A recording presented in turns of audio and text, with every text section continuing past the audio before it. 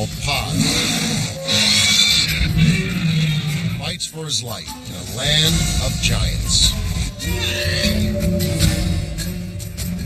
His world is a prehistoric battlefield, ruled by size and strength. Until a monster from the sea turns this realm upside down. A lone castaway awakens on a distant island and begins his quest for survival. But the journey leads instead to a primeval Neverland. Here, life and death operate on a new and mysterious scale.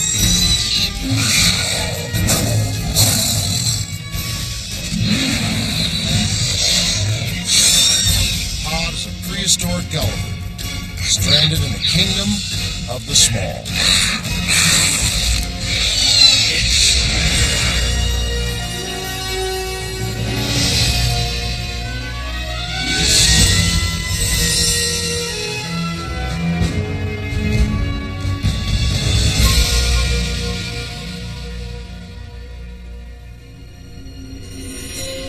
80 million years ago, most of Europe sleeps beneath a vast and shallow sea.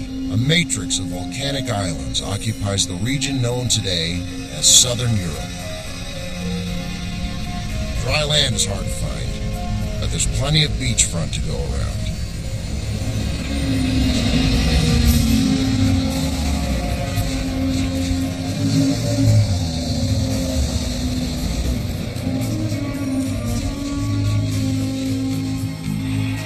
Here, on the Great Islands, the residents are key players in the closing act of dinosaur evolution. A mixed bag of prehistoric vegans and late Cretaceous carnivores roam the fertile lowlands. Beneath it all, a troubled earth and a growing sense of unease.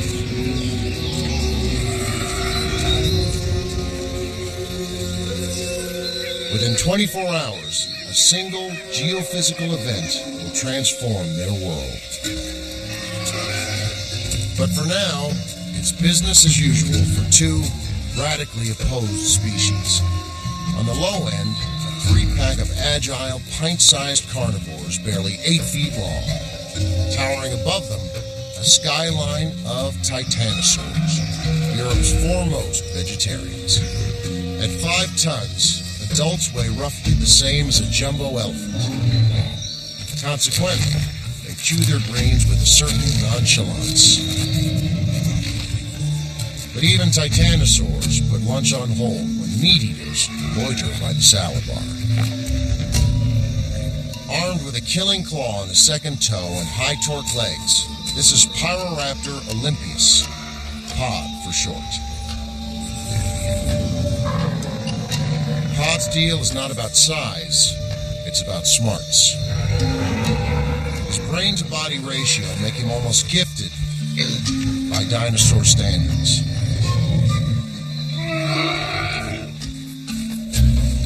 At the low end of the IQ scale is the iguanodon, but Pod doesn't take them lightly. These 3-ton grazers carry 30 times his body weight.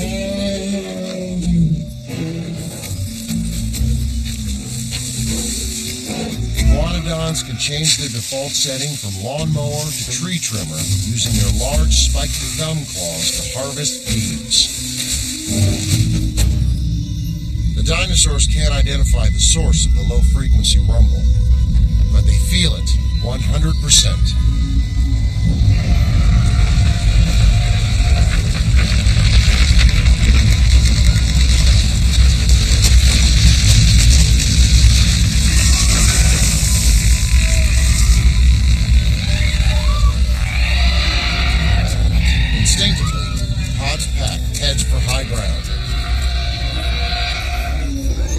Tremors end as mysteriously as they began.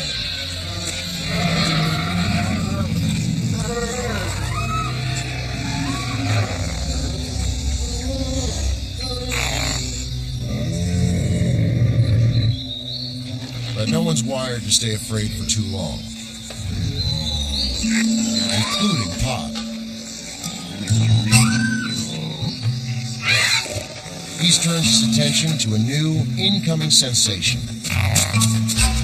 Something positive for a change.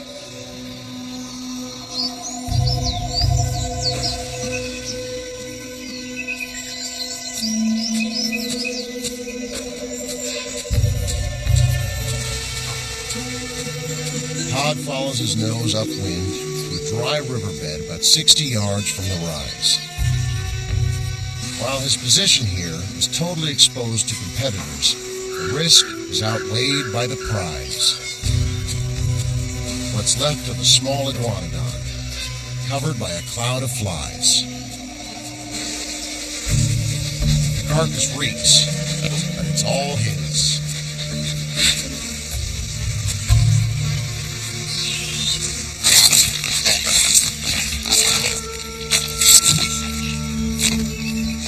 As the dominant leader of his pack, Pod will eat his fill before calling in his sisters.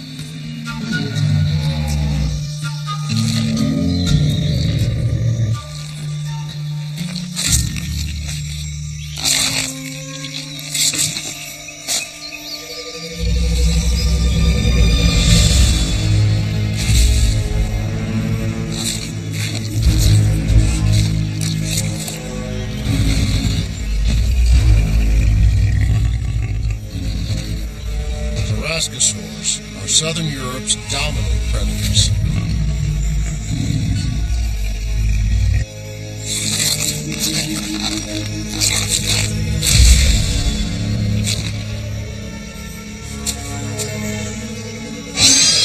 Pod calls for backup.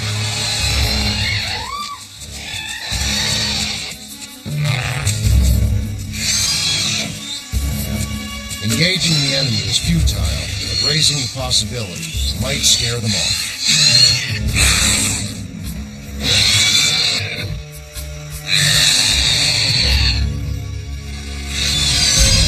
The Tarascosaurs aren't buying it.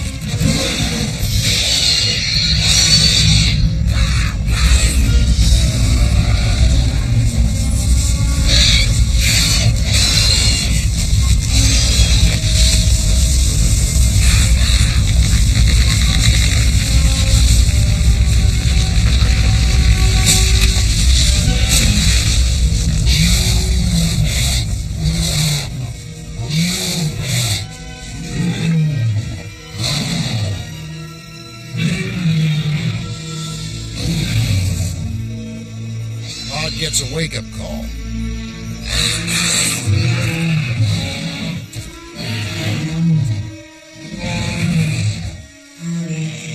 The Raptors have won a reprieve. The crippled Tarascosaurus is no longer an asset to his mate. Given the chance, she might even eat him for lunch.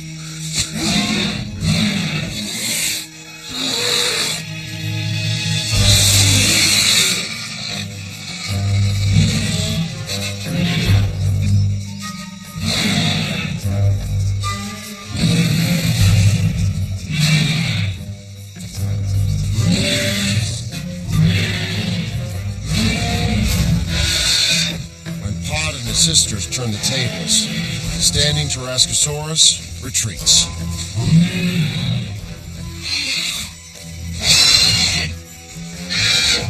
The pack consider their endgame, but only one move presents itself. Run for their lives.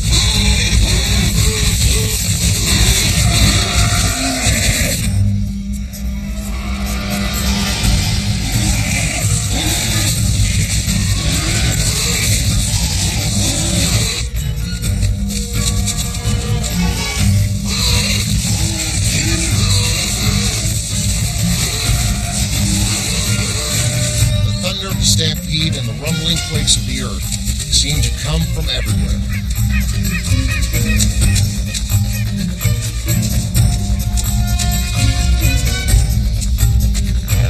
Pod stops to see if his pack is safe from the iguanodons.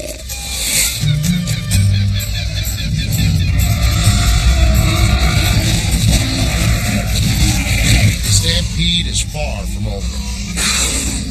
So Pod urges his sisters to go with the flow.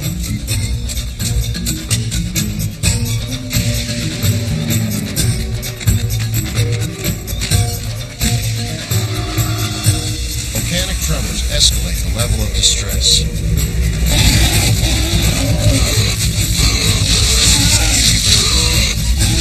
The animals can't make the connection. The strand of beach provides room to maneuver. Another plus is the slowing effect of soft sand on giant dumbbells.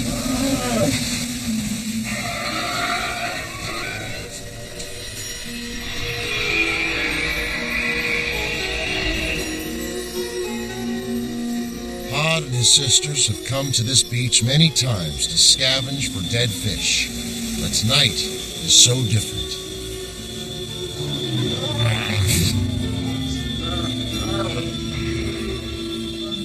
A distant and fiery ghost haunts the beach, a threat that now claims the sea itself.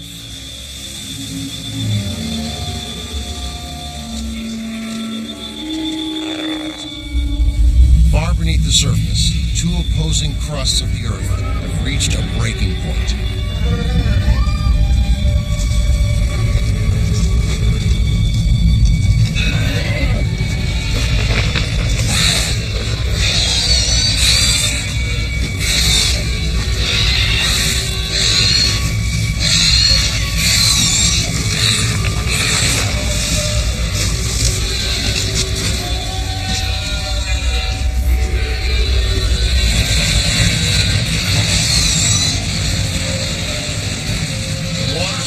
Recede from the beach as one great sheet. The sea now builds like a dorsal back of a sea monster.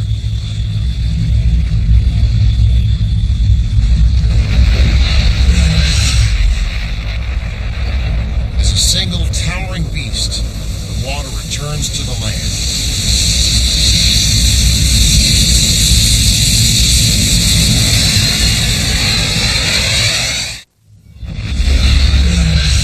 Prehistoric tsunami breaks from the shores of southern Europe.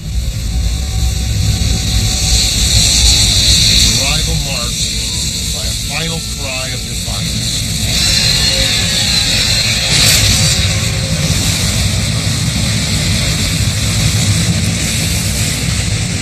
The great wave locks the animals in a slow-motion vortex of water and debris.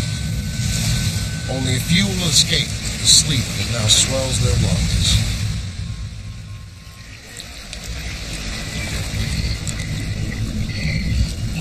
One small predator evades death.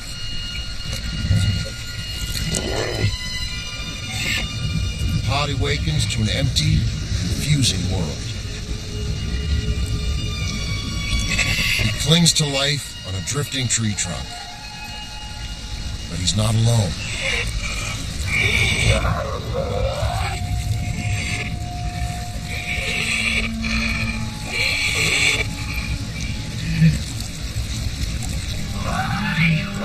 One of Pod's sisters has survived.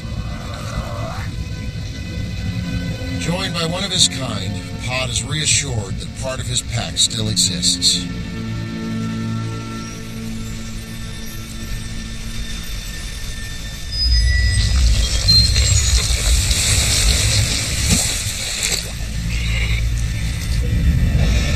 At 50 feet long, the Dinosaur flies through the water like a great bird of prey.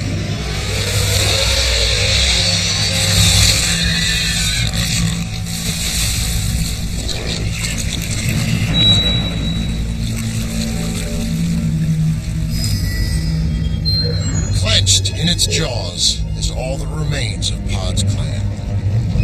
The only link to the past broken forever. Once a deadly predator, Pod's become a creature of chance, an accidental tourist in search of a map. Second day adrift ends in total exhaustion and a sleep as dark and deep as the sea. As dawn breaks, Pod's lifeboat is carried north by a light, prevailing wind.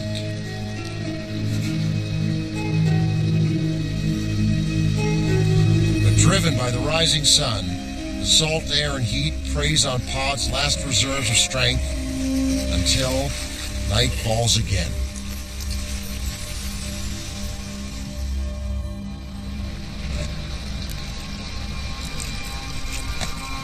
The only thing keeping Pod alive is the attention he's getting from scavengers who just as soon find him dead.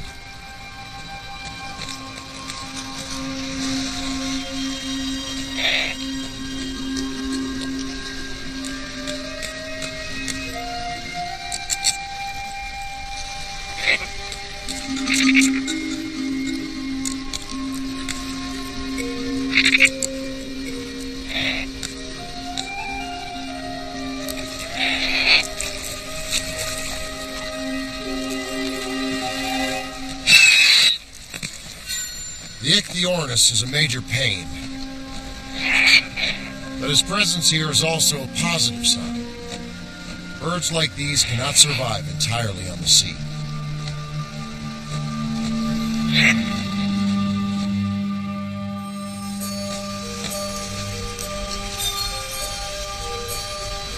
On day 3, the morning breeze carries a familiar scent, an aroma deeply imprinted in Pod's memory bank.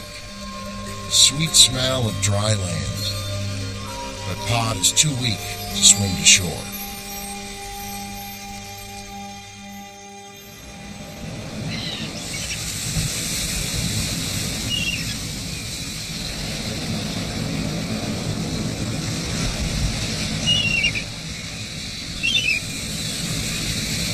The next morning, on the island in question, the seabirds are at it again.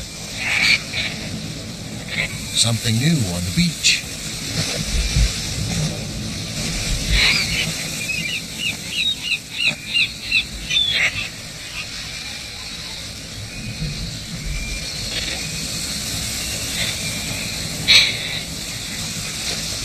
For a second, Pod wonders why the sea is so calm. What's with those trees? Then, it's lights out.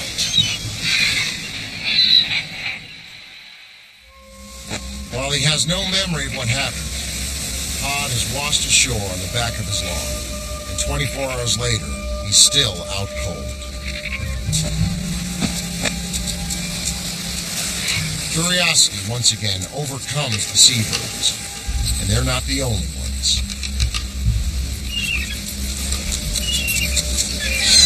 Drawn to the scene by all the racket is a very small version of Pod.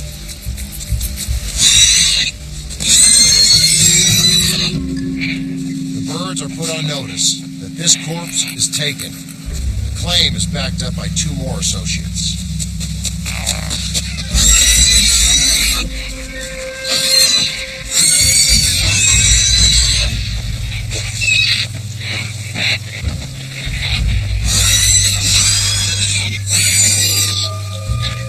Stay away.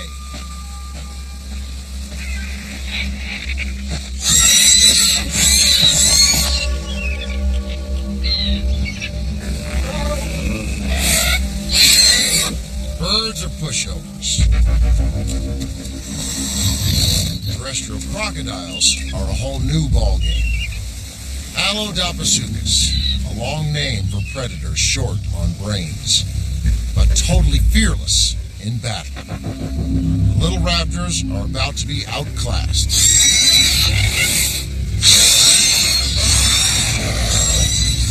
In more ways than one. Pod is delirious, but he's nobody's carcass. When Pod takes a stand,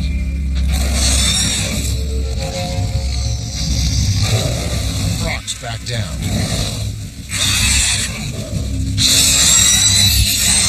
But not the mini raptors.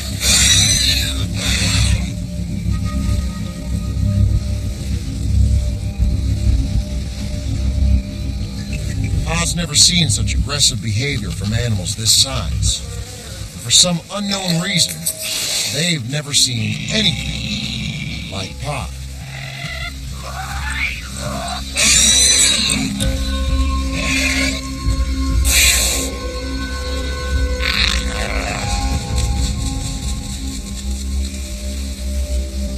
Pod has survived the perils of the sea, but his journey has only just begun. He's stranded on dangerous new ground. The good news, it's not shaking. That's just his legs.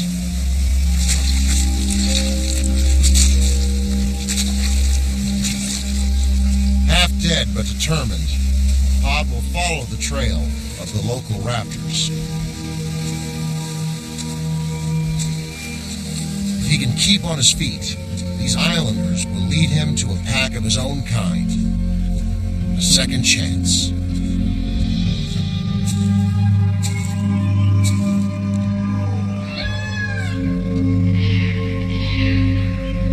Pod hears a welcome sound. It comes from a stream on its way to the sea. Search will have to wait.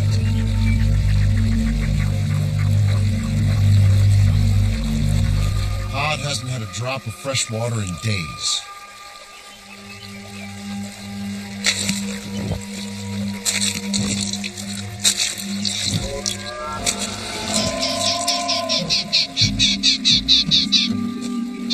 The calls of animals in the distance tempt him to leave. But Pod senses he doesn't have the juice. He must drink now or die. While the water is cool and fresh, the effect on Pod is narcotic.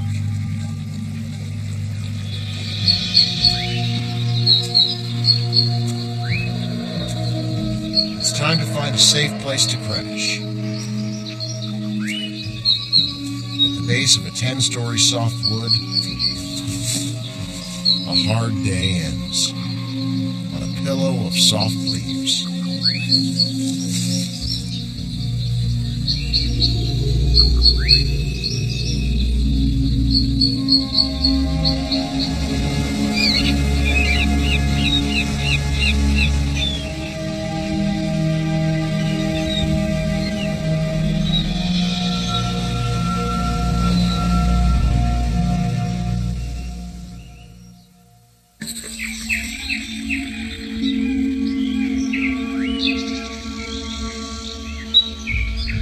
Daybreak, every muscle in Pod's body is stiff and sore.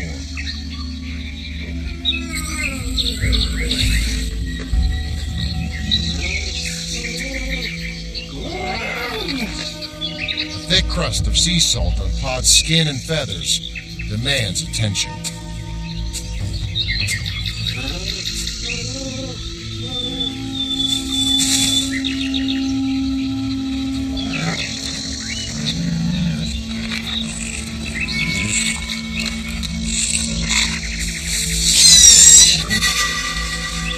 Pod is caught completely off guard.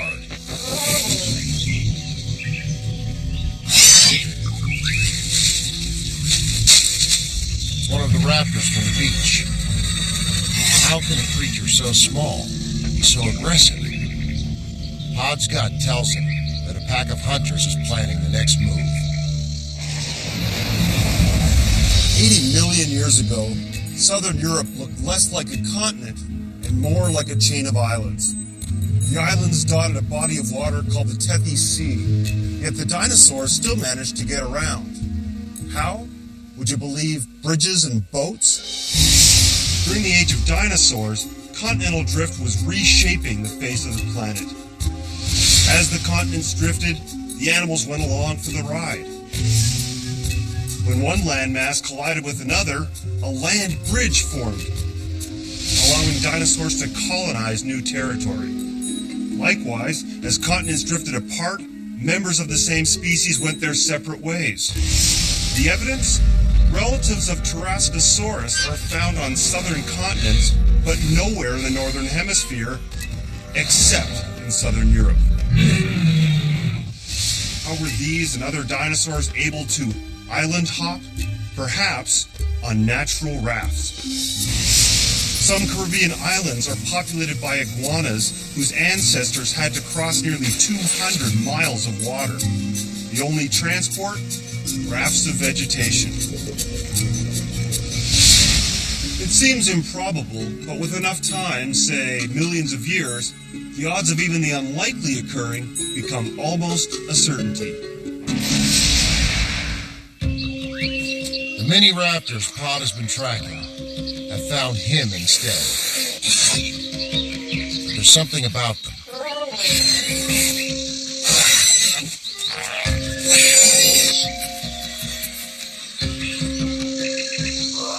Instead of treating Pod as a kindred species, they panic and retreat, as though he were some kind of giant alien predator.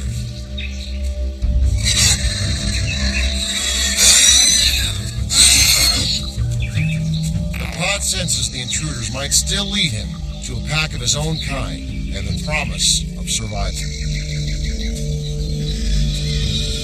So Pod embarks on a prehistoric journey of discovery.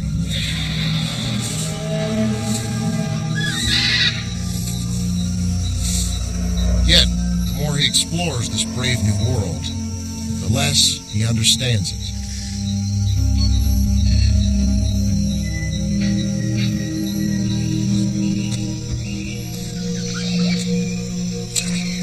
At least the water tastes the same. Now, another river.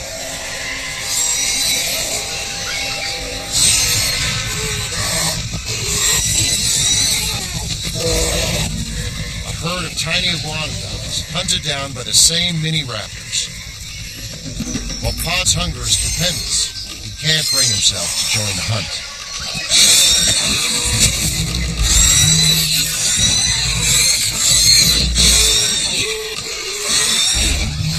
Pod's disconnect is instinctive.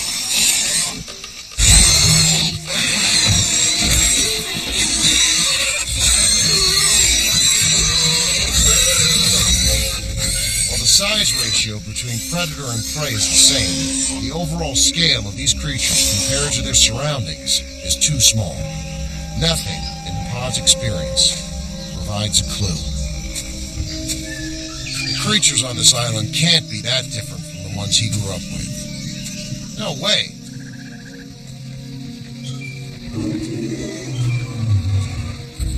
Just downriver, Pod stumbles straight into a catered lunch. A group of pint-sized titanosaurs stand directly upwind. All Maggiorosaurus. They are 1/4 the size of the giants Pod knew on his old island. These pocket versions are completely unaware they've walked directly into Pod's crosshairs.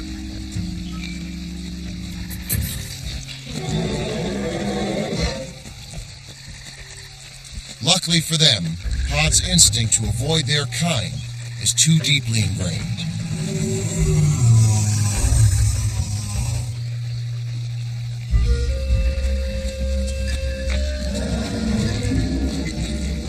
Feeling no comfort factor, he withdraws.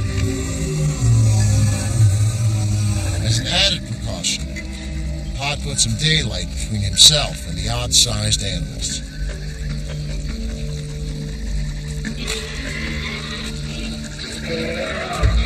Just around the corner, his luck takes a 180.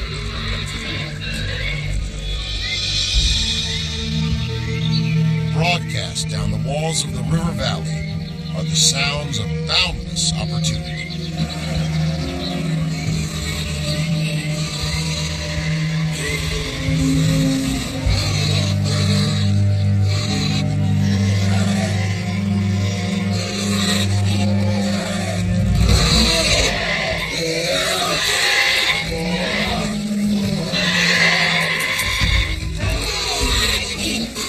Territorial control. 2 dwarf iguanodons duke it out.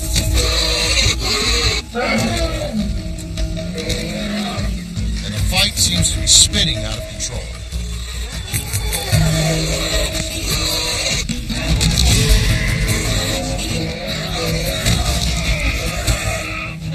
sweeps are leveraged to deliver punishing body blows.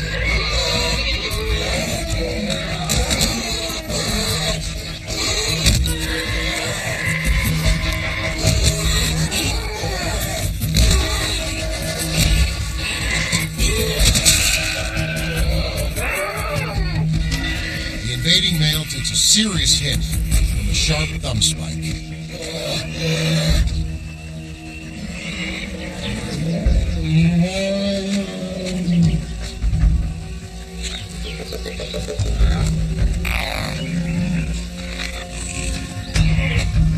When the wounded contender refuses to withdraw, the defending male pours it on.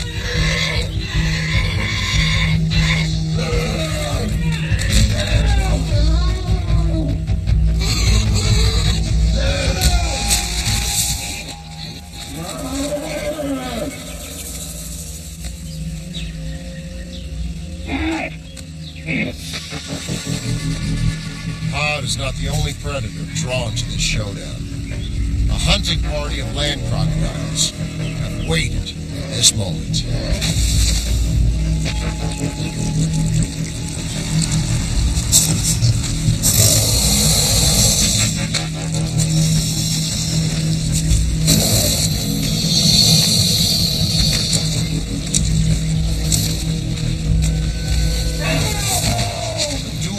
Solely as a test of strength, now ends in a primeval bloodbath. The victorious iguanodon triumph is fleeting. Now, his fallen rival presents Pod with a golden opportunity. He's wired to deal with crocs. Confidence very high, thank you.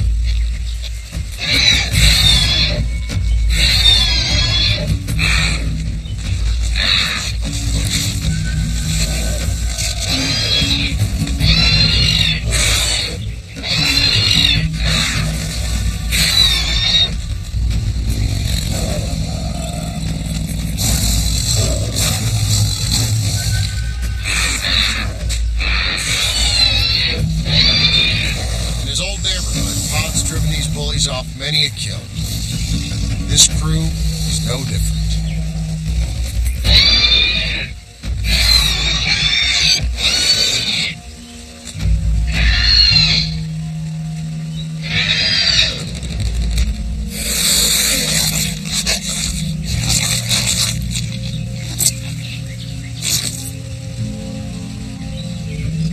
Pod dives into the first carcass he's ever eaten on his own.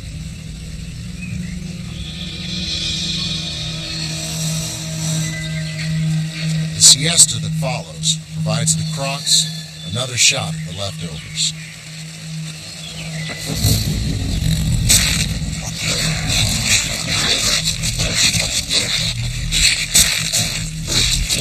But just as they start to dig in, the party is crashed by a pack of troodons. Smaller and smarter than Pod, these predators are a handful.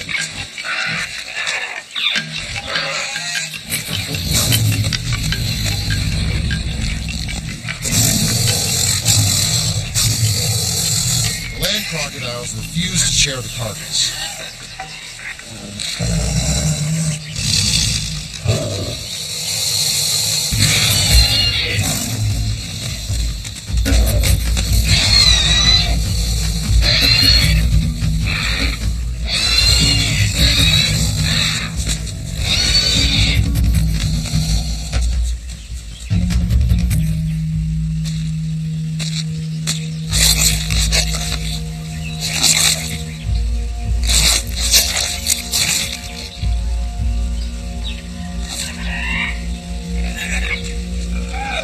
By the time the troodons return, Pod has eaten his fill.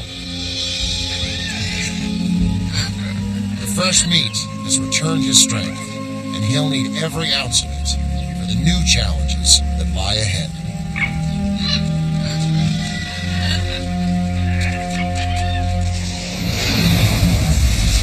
Imagine two closely related dinosaur species. One regular size on the mainland, the other dwarf size on a nearby island. Strange, but true. Or at least that's what the fossils seem to tell us. Take this sauropod leg bone. It's truly impressive in size. This Magorosaurus leg bone is a miniature version of the same, only 1/4 the size, yet both bones are from adult dinosaurs. This same phenomenon has been repeated many times in the recent past. On an island near Santa Barbara, California, paleontologists unearthed evidence that a stranded species of mammoth shrank from 6 tons to about 2 tons in less than 5,000 years. These recent examples show a direct association between body size and living space.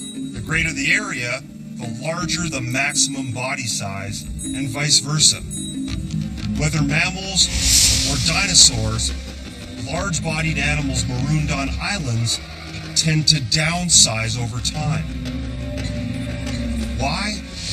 Probably several factors, including limited food supply. Whatever the reason, these dwarf species show that big things really can come in small packages.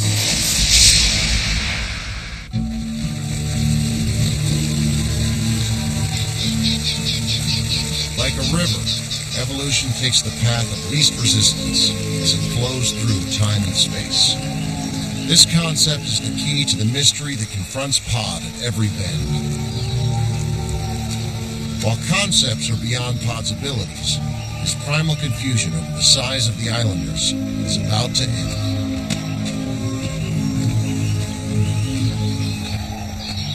There's something different about this route.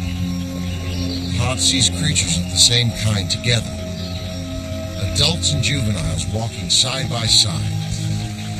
They're the same animals as those he grew up with, only smaller.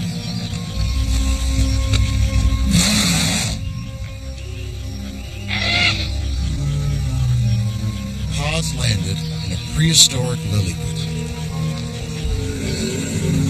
This island is smaller than the one he came from, and the environment can't support normal-sized animals like Pod. So evolution has favored the small over the great. Life and death struggles go on here, only on a smaller scale.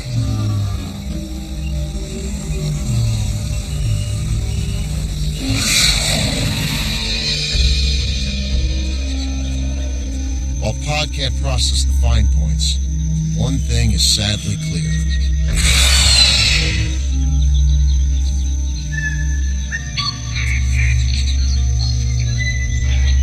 He's more alone now than he ever was at sea.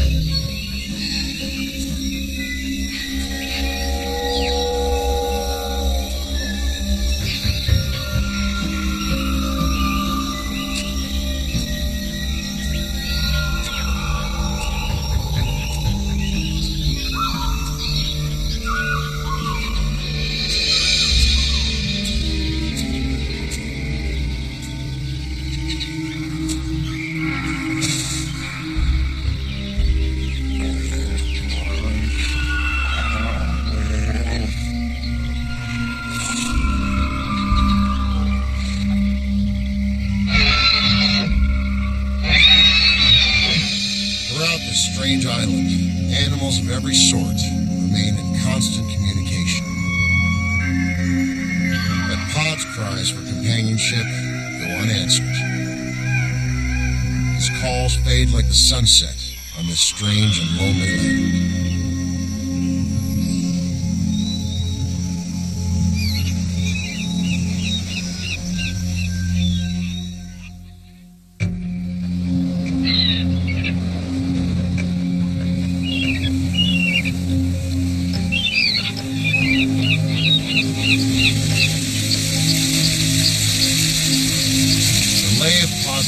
Descends from the sea to a high country, alive with hidden cascades and lush valleys.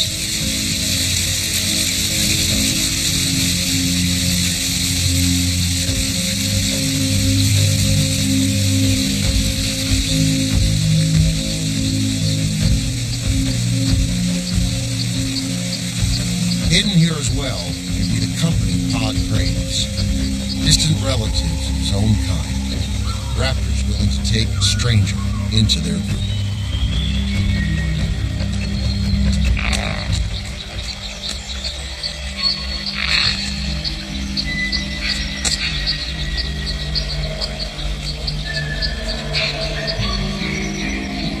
Up on this high ridge, the sounds of other animals seem to come from everywhere.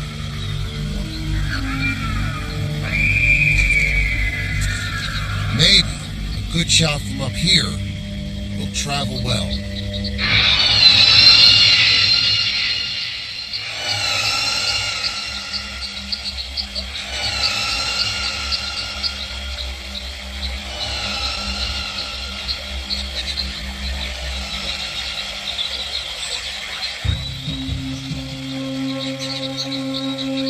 Deceived by his own echo, Pod believes he's made contact with another raptor like him.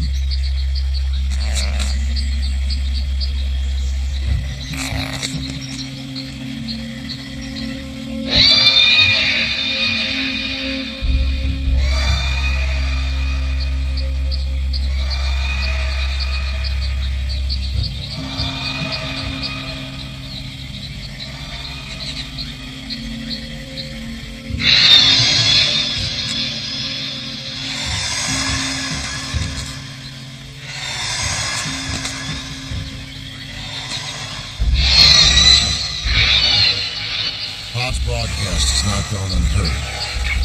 The question now is whether he's attracted an audience or a dangerous mob.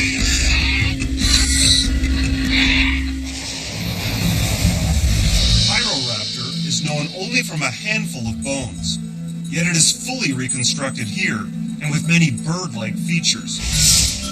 Is this gross speculation? Well, not quite.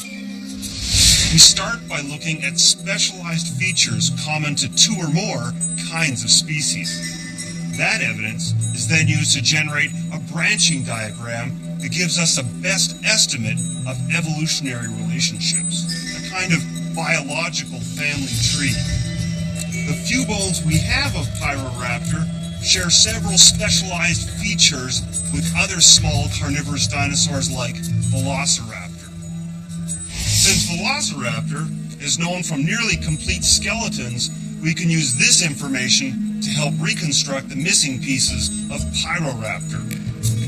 Sherlock Holmes might have called it deduction, biologists call it cladistics. But what about non-bony tissues, like feathers? Recent discoveries in China include remarkable fossils of several kinds of meat-eating dinosaurs with distinct feather impressions. The diversity of this feather evidence now includes several groups of carnivorous dinosaurs, indicating that the common ancestor of these little predators was also feathered. Since Pyroraptor belongs to one of these groups, it's reasonable to conclude it was feathered too, though we can't be certain. In my line of detective work, new clues are always turning up, and few cases are ever truly closed.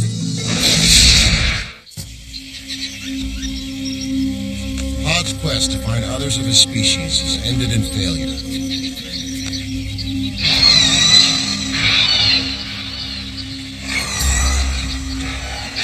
But a pack of dwarf troodons has heard him loud and clear.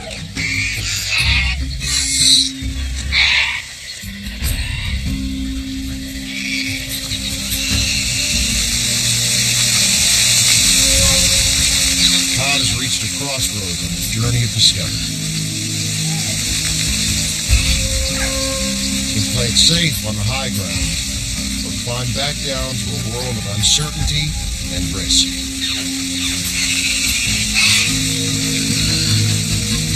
There is no doubt the plaintive calls are meant for him, that they come from a pack of skillful, well-organized predators.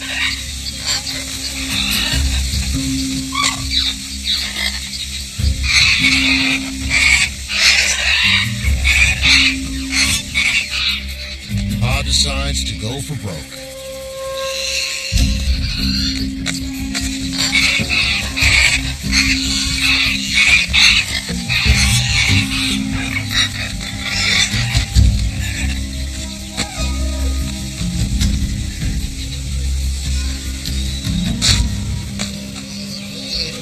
his killing claw deployed, Pod is ready to confront the pack. But the return vibe seems submissive.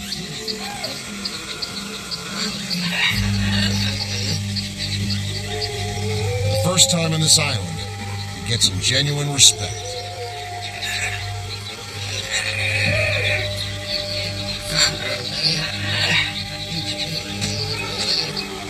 All the Troodons want to do is follow in his footsteps. Literally. Pod's new pack want this relationship to last. Like them, he's an intelligent and accomplished killer, only more so. Like 4 feet more so.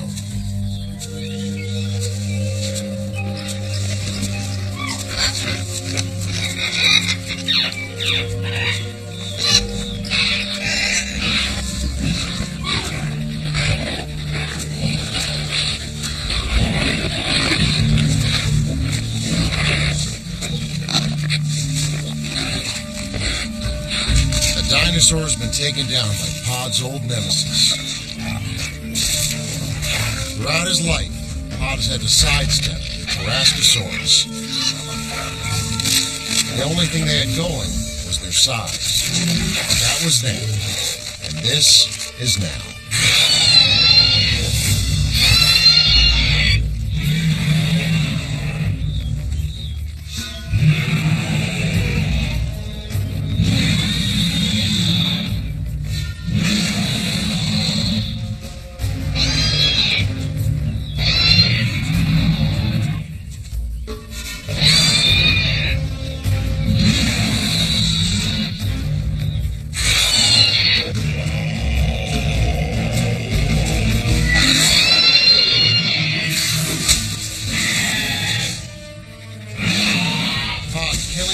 Score direct hits.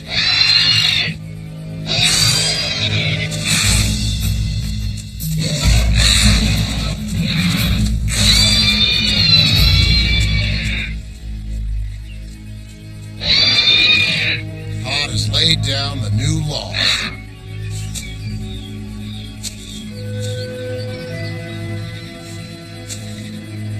From now on, all kills on this island belong to him.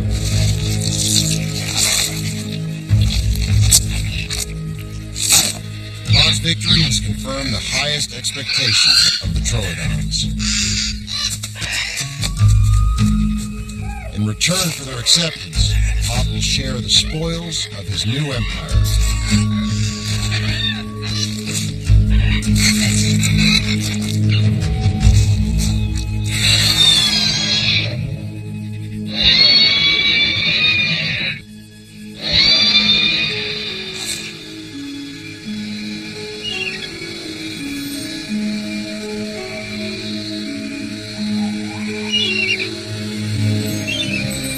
Is now the apex predator of the island. The sun has risen only 10 times from the day he washed ashore. And Pod has yet to find the mini raptors that inspired his long trek inland.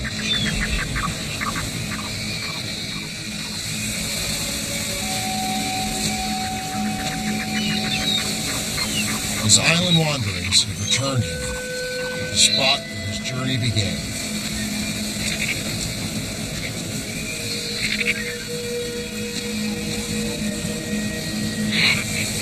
The calls of the seabirds turn his attention to a large, familiar object.